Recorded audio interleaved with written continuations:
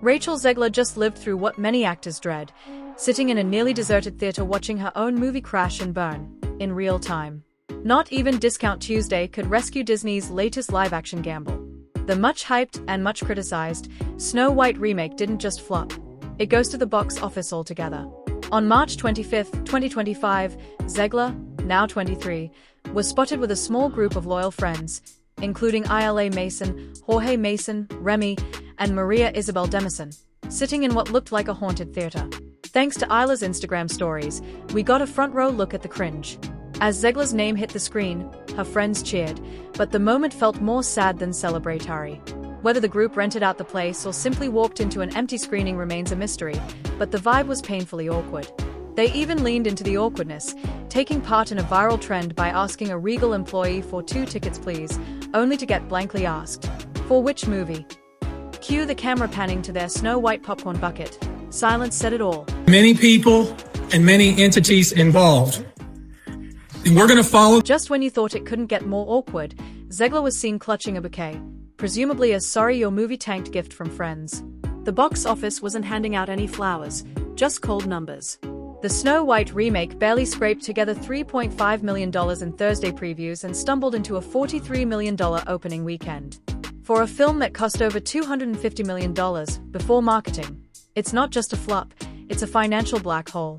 For context, even The Little Mermaid remake opened at $95 million, and Dumbo, yes, Dumbo, did similar numbers on a way smaller budget. Social media had a field day. Empty theaters, lonelier than ever audience selfies, and even jokes about launching a GoFundMe to help Disney recover losses. And to make things worse, an old clip of Zegler resurfaced, where she confidently declared people would line up to see her films. Yeah, about that. An increase in frustration. We're talking about sensory fragments where you remember sense of smell, you remember everything, every little detail because you're stuck there and you can't progress and you can't move forward. I think there are also other things we have to consider. In studying this case, the alleged victim reported that she, struggles with autism and she had a brain injury. And so when you add those factors in there and she has a history of epilepsy, those things also affect memory. And I think that that's the part that's going to make this pretty challenging. But in the effect that there's some sexual trauma there's going to be a lot. Fast forward to now, and the only line Zegler's facing is from Twitter users ready to roast. Theaters were desolate, ticket sales were tragic, and critics showed no mercy. One post summed it up: "Welcome back to reality, princess. Snow White was a complete flop." Ian Miles threw more gasoline on the fire by reposting the old Zegler clip, noting this film officially ranks as Disney's worst-performing live-action remake in years. Don't remember the situation. And so I think that those raise flags. But I also think that there is a lot of struggle with memory. And if we're talking about... Turns out, Snow White wasn't the only thing going up in flames. Zegler's relationship with co-star Gal Gadot reportedly followed suit. A Variety report unveiled the chaos brewing behind the scenes, with Disney insiders placing Zegler in the eye of the storm. Execs were already uneasy about her off-script remarks criticizing the original Snow White. Then came her surprise political shout-out during a D23 speech. What was meant to be a celebration quickly turned into a PR wildfire, forcing Disney into emergency... His attorney says the sexual assault claim against the hip-hop mogul is false. A woman has accused Jay-Z of raping her at an after-party for the 2000 MTV... Then came the next blow. Jonah Platt, son of the film's producer Mark Platt, publicly called Zegler out in a now-deleted Instagram comment. Jonah claimed his dad had to literally fly out to confront Zegler over her controversial takes during the press tour. He didn't sugarcoat it either.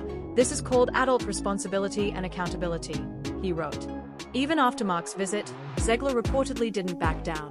And as Oscar season rolled in, things got icier. During an awkward awards presentation, Zegler seemingly shaded Gadot by referring to her as a professional pageant queen on Instagram. She alleges that she was raped by both Jay-Z and Sean Diddy Combs at an after-party for the MTV Video Music. Turns out, Zegler's political posts also stirred up major fallout for Gadot, whose background led to severe backlash, even threats. Disney had to pay for extra security for the actress and mother of 4. One insider revealed, Rachel didn't realize the ripple effect of her words, for the film, for Gal, for anyone. The final straw? An Instagram post after the US election reading, "May Trump supporters never know peace." Disney hit the panic button again, and producer Mark Platt flew out twice to rein in the damage. Eventually, Zegler agreed to let a Disney-paid social media consultant filter her posts pre-release. But then, just a day before the premiere, she posted a sentimental message, thanking the cast and crew, everyone except Gal Gadot. Coincidence or calculated snub? The internet had thoughts. Jay-Z is staying on the offensive, going after not only the attorney who filed the rape lawsuit against him and Diddy, that would be Tony Busby, the attorney, but also the accuser. And he is. The drama didn't start with the premiere. It started the moment Zegler was cast. Critics slammed the decision to have a Latina actress play the iconic pale-skinned princess. Much like Halle Bailey with The Little Mermaid, Zegler faced backlash. But instead of brushing it off quietly, she fired back. Yes, I am Snow White. No, I'm not bleaching my skin for the role. She even labeled her critics as losers obsessed with cartoon bloodline purity. Her past interviews didn't help. In one from 2022, she called the original Snow White story weird, especially the love angle. A guy stalks her? Weird. Cue more controversy. A confidential mediation. Right. Now, I got to say, I don't know what that confidential mediation would be about other than money. Right. But his point is the letter itself did not make any. It didn't stop there. Peter Dinklage, during a podcast appearance, slammed Disney for being progressive in some areas, while still featuring 7 dwarfs living in a cave. The backlash was immediate. Disney scrambled to respond, claiming they were reimagining the dwarfs with guidance from the dwarfism community. That reimagination? CGI dwarfs. And fans? Not impressed.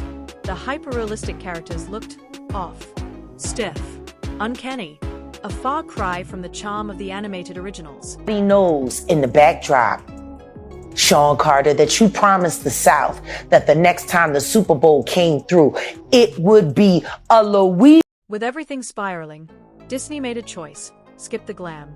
No big red carpet. No star-studded premiere. Just a quiet daytime event at El Capitan Theatre on March 15th, and a hushed European screening tucked away in a Spanish castle. Whether it was caution or quiet surrender, the message was clear. Snow White had become more cautionary tale than fairy tale.